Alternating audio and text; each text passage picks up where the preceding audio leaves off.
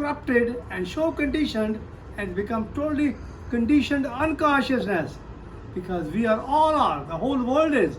Because if you look back at the population itself, in 1800 the population was only 1 billion, and 1930 the population was close to about 2 billion. And I know my father got awakened, and that was 1941, and he was about, I would say, 26 years old or close to 77 years old, and he got totally awakened. He became completely a watcher, because 1941 he went to Dera Baba Nanak. There he met the sannyasis of Baba Sri Chand Ji, and these sannyasis of Baba Sri Chand Ji, because Baba Sri Chand was the son of Baba Guru Nanak Dev Ji.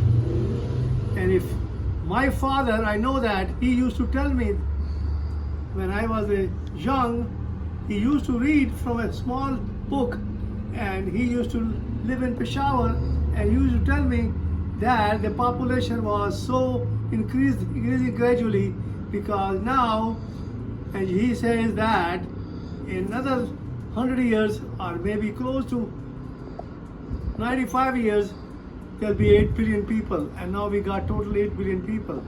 And he learned from Baba Sri Chand's disciple that the mind is a heap of impression and the body is a heap of food. And our animals are basically, if you listen to the Osho, and everybody should listen to the Osho, because people in India, especially, they are more conscious than all over the world, because they may be a different kind of a consciousness, but they may be intellectual, most of them, but some of them are beyond the intellectual point, because I know my father was a watcher. My father was a watcher. Not only that, he was a living moment to moment, and he was totally unconditional to himself. And he taught me when I was 4 years old, close to that, maybe little less than 4 years old, that he says the first party is that Ekunkar, Satnam, Karta Purakh, Nirpao, Nirvair, Akal Murth, Ajuni Sahib Bhang, Gurprashad, Jab Aad Sach, Jugad Sach, Abhi Sach, Nanak Hosi Bhi Sach.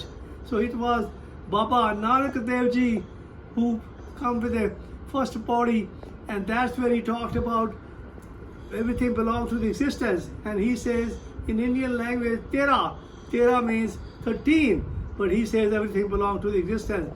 And what he means, because that means 2 eyes, nose, 2 ears, mouth, 2 hands, 2 legs, and one is to pee and one is to poo.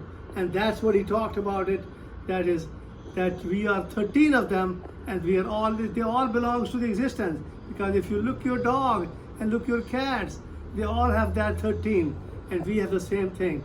But the progeny of, if you look at the progeny of the, even the population in India, the population of dogs, there must be close to about 1 billion dogs. And there are a lot of cows are there, and they are all living in the present. But nobody cares, because they think the human beings are superior than the animals. And it is not true, because the animals are really living their life, and that's called the matter is the living matter. Living matter is all the animals, all the birds, and all these ocean, and the mountains, and all the trees. They're all living in the present. But we are the human beings in the only condition. And now you look at all over the world, we have a population of more than 8 billion people. That means we have taken over the existence. Existence is really crying for it. And that's what's happening. And now you can see the existence is coming, and existence is going to destroy us, because we have to become totally conscious, and we have to learn to become that. The intellectual mind is running all over the world. But if you look at in India, there is still some consciousness there. There's more than that is there, and that is because these people have gone through all these changes from their body, because the body is a totally instinct, and it's only born with the congenital abnormalities. And the intuition gives you what you call, intuition gives you a 1% of the consciousness, and 99% you are not conscious. And now Osho has done a great job in India where their people have learned to live, become more conscious, and people have come in before 80s. Before that, people used to come all over the world to Osho and learn to live, how to live in the present, and that's what they did. And since the Osho has been dead, because he's the one who came to United States and who lived in Oregon, and he opened a place called the Rajneesh Puram, and that is living in the present. And he was totally awake, and that's the way a person should be, and that's the way my Kian is, who's a grandson, who's taking my videos, who's totally understand that everything is conditioned. And the conditioning consists of all the stock market, all the prices of the gold, the prices of the stocks. And that's why the stocks are changing, because they're all conditioned. And the money is nothing but a conditioning, because the first day we are born, the whole existence came inside of us. And that means we are breathing the oxygen. And that means we are breathing out carbon dioxide. And that's what the plants take that. And that's why we need more animals. Because if we have these human beings, what will happen? Because we are more intellectual, and they're more fighting, and there's a war going on, and the marriage going on, and all the children are born, and they are totally what you call a conditioned unconsciousness. And they are getting married because they think they love each other. It's all social media which is progressing. That is all conditioning. It is nothing but increasing the population. Now you can see that population is going down and down. And I can tell you one thing. My father came to the United States in 1974. He was totally awake. And people have come from different parts of the India into the United States, and they have taught them how to be in the present. But unfortunately, they themselves was not in the present. Because I know one Sardarji came and he was teaching people that when you close your eyes, that you are personally, you can see the light inside and you can see. But he was basically talking very superficial, because he was also what we call talking a little more than what you call intellectual mind. But people in India, they have learned that. Now I'll tell you about the India people itself, because old Prime Minister, what we call, who is dead now, called the Prime Minister Manmohan Singh, who was totally awake. And my papa was totally awake, and he died in 1995. And he was smiling the day he died. And that is what a life is, because a life is a fun, and a death is also a fun. And it's enjoyable.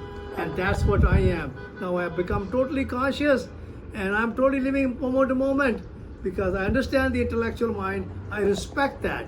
People should understand, because my Kian, who goes to school every day and he learns about the intellectual mind, but he understands it is all conditioning.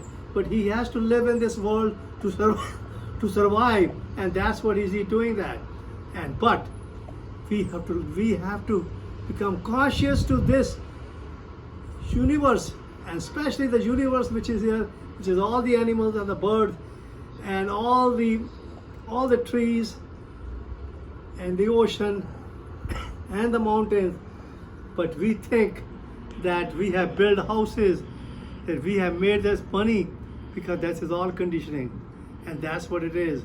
And we have to understand the conditioning, and we have to respect the conditioning.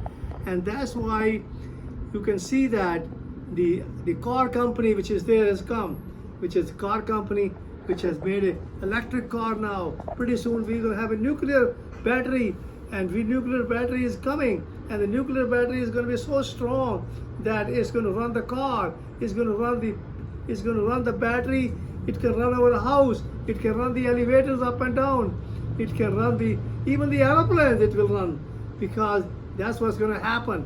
Because we will use the less gasoline as possible, because that's all conditioning. Because we have to become unconditional to ourselves, because that's the only way we can survive in this world. Otherwise, the existence will take over, and the existence is powerful than us. We think we are powerful. We are nothing. We are just a ordinary people. We are conditioned. We are totally conditioned from top to bottom, from head to toe. And that's the problem which we have. And I can tell you one thing, President Donald Trump, he's a beautiful soul, he's a beautiful person, but he's doing all kind of crazy things to increase the what we call the conditioning much more than that. But we have some people who are thinking about a little more than that, but they all are conditioned. Again, they are conditioned. There is no difference between me or anybody, because we are all same people. Because where we had in the past, my papa told me about that first party, that is Mool Mantra, and that's what he taught me about that. That is you living in the present, moment to moment, and that's what the Mool Mantra is, and that's what Baba Guru Nanak Dev Ji told, and that's what Baba Sri Chand did that. And we had Papa told us that we had 10 all the gurus, they all live in the present. Unfortunately, nobody understood them, because all the people in the religion thing, they have their own religion, and they start their own agenda, and this is all conditioning. Just like if you take a Jesus Christ, he says close your eyes, and because he learned how to live in the present, and that's what he did. Because close your eyes and raise your hand up and be thankful to the existence that they have given you the eyes, the nose, the ears, the mouth, the hands, and they have given you the legs and the pee and poo. And he says the kingdom of heaven is inside, and that's what Jesus Christ said, because he was the one who literally died for us, but he was living. Unfortunately, that's my papa has seen a place in India, in Kashmir, where Jesus Christ was buried, and his tomb, he has visited him, and that was, you're talking about 19